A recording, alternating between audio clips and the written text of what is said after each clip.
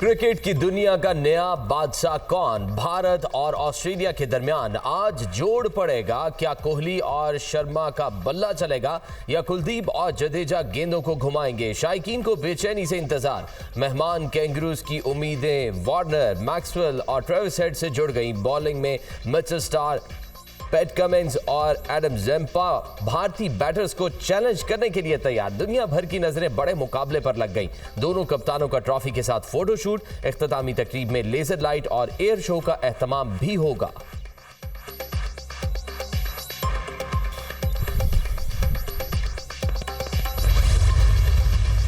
70 साला सियासतदान घर और मसाजिद में बैठकर मुल्क के लिए दुआ करें। वोट को इज्जत दो वालों का असल चेहरा अवाम के सामने आ गया।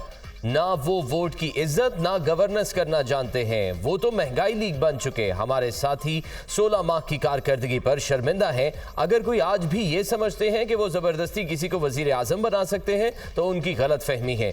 किसी को दूसरी, किसी को चौथी बार वजीर आजम बनाने की बजाय नौजवान नस्ल के लिए रास्ता बनाना चाहिए। अवाम पुरानी सियासत से बेजार हो चुके। जो अपने आप को तब्दीली का नुमाइंदा कहलवाते थे, उन्होंने तबाही की। यू टर्न लेने वाला लीडर नहीं, बुज़दिल होता है। Chairman peoples party Bilawal Bhutto का पेशावर में वर्कर्स कन्वेंशन से खिताब।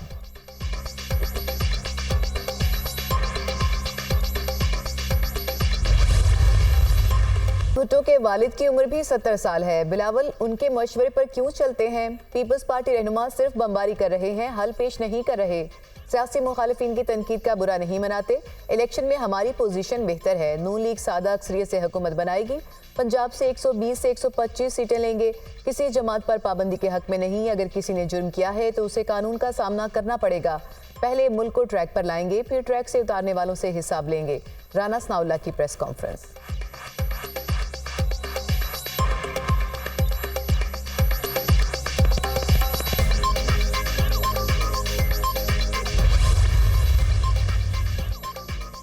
नवाज शरीफ से अमरीकी सफीर डोनाल्ड ब्लूम की जाती उम्रा में मुलाकात। पाकिस्तान की सियासी और मुआशी सूरत हाल समेत आइंदा आम इंतखाबात से मुतालिक तैयारियों पर तबादला ख्याल। पाक अमरीका दो तरफा ताल्लुकात और बाहमी दिलचस्पी के उमूर पर भी बातचीत। पाकिस्तान के अवाम इंतखाबात में एक बार फिर मुस्लिम लीग नून पर एतमाद का इजहार करेंगे ताकि मुल्क को मसाइल से निकाला जा सके। नवाज शरीफ की गुफ्तगू। कायद मुस्लिम लीग नून ने इसराइली मुजालिम के शिकार निहत्ते फलस्तीनियों का मामला भी उठाया। फलस्तीन में फौरी जंगबंदी पर जोर।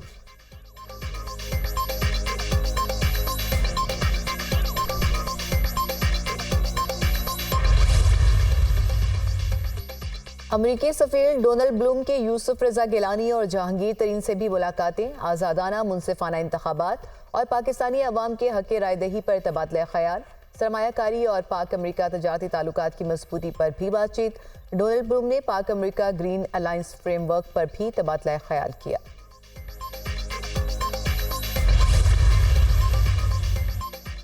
साबिक सदर आसिफ अली जरदारी से बरतानवी हाई कमिश्नर जेन मैरियट की मुलाकात। दो तरफा ताल्लुकात के फरोग पर बातचीत। डेविड कैमरून के वजीर खारजा बनने पर नेक तमन्नाओं का इजहार। आसिफ अली जरदारी का गजा में इसराइली जारहियत के खात्मे के लिए बरतानिया से मसालती किरदार अदा करने पर जोर।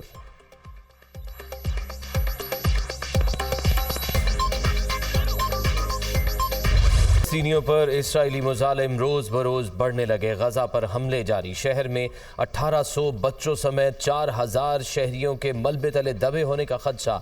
इंडोनेशिया अस्पताल और अल-फलाह स्कूल के गिरदोनवाह में भी बमबारी। सहूनी फोर्सेस का जनीन के इब्ने सीना अस्पताल का भी घेराव। तिब्बी अमला ज़ेर हिरासत। खान यूनिस पर बमबारी में मजीद 28 अफराद शहीद। शोहदा की मजमूई तादाद 12,000 से बढ़ गई। 5,000 से जायद बच्चे और 3,300 से जायद ख़वातीन शामिल।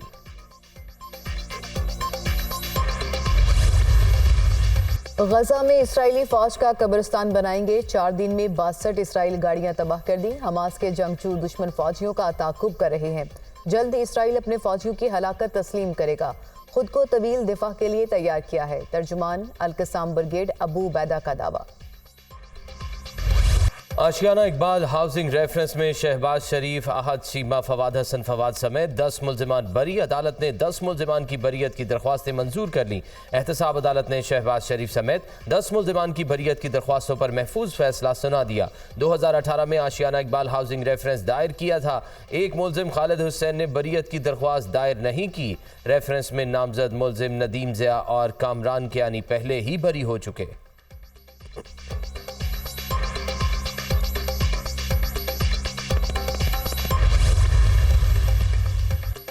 मुस्लिम लीग नून की मरकजी सेक्रेटरी इतलात मरियम औरंगजेब का आशियाना इकबाल रेफरेंस में शहबाज शरीफ की बरीयत पर इज़हार तशक्कुर। शहबाज शरीफ को सियासी इंतकाम की खातिर इस झूठे मुकदमे में मुलविस किया गया था। बेगुनाह होने के बावजूद जेल और अकूबत खानों में रखा गया था। एहतसाब के नाम पर इंतकाम लिया गया। झूठे मुकदमात बनाकर मुल्क और अवाम का वक्त और पैसा ज़ाया किया गया। चेयरमैन नैब को ब्लैकमेल करके झूठे मुकदमे बनाए गए। मरियम औरंगजेब का बयान।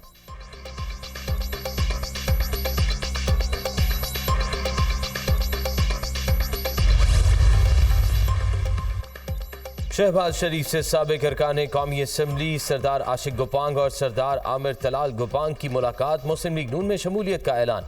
इज्तिमाई कोशिशों से पाकिस्तान को मुआशी बहरानों से निकालेंगे। मुस्लिम लीग की मजबूती पाकिस्तान की मुआशी बहाली और आवाम की खुशहाली है। मौका मिला तो आवाम को मुआशी तकलीफों से निजात दिलाएंगे। शहबाज शरीफ की गुफ्तगू।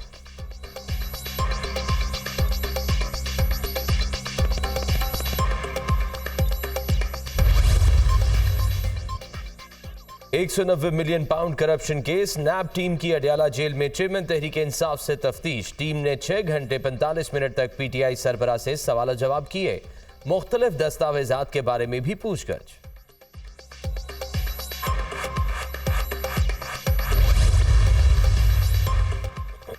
£190 million scandal case. Chairman PTI का 4 रोज़ा जिस्मानी रिमांड मंजूर होने का तहरीरी फैसला जारी। नैब की जानिब से 10 रोज़ा जिस्मानी रिमांड की इस्तदा की गई थी। चेयरमैन PTI को 21 नवंबर को दोबारा अदालत के रूबरू पेश किया जाए। तहरीरी हुक्मनामे का मतन। एहतसाब अदालत के जज मोहम्मद बशीर ने गुज़िश्ता समात का फैसला जारी किया।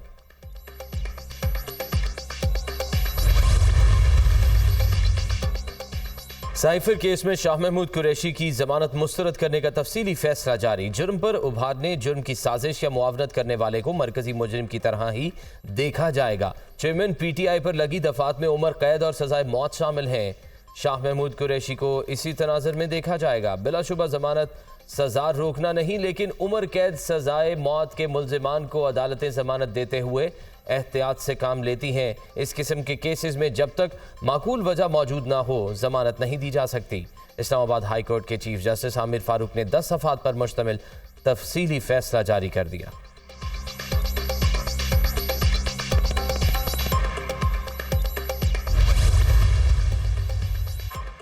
साबिक वज़ीर आला पंजाब चौधरी परवेज इलाही ने जिस्मानी रिमांड के खिलाफ सुप्रीम कोर्ट से रुजू कर लिया। सेशन जज और हाई कोर्ट के फैसले के खिलाफ अपील दायर कर दी। जिस्मानी रिमांड बुनियादी हकूक़ के मुनाफी है, इससे जिंदगी को खतरा है। दरख्वास्त में मौक़िफ़।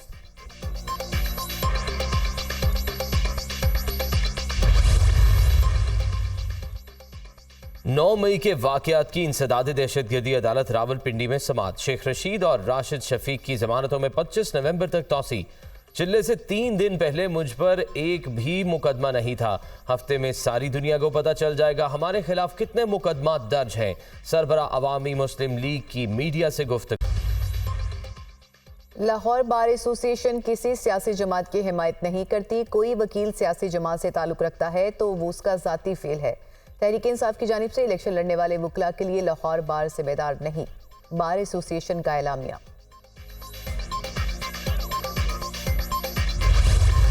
दुनिया के आलूदा तरीन शहरों में लाहौर सर फहरिस्त। शहर का एयर क्वालिटी इंडेक्स 260 पॉइंट्स पर पहुंच गया। कराची का दुनिया भर में दूसरा नंबर।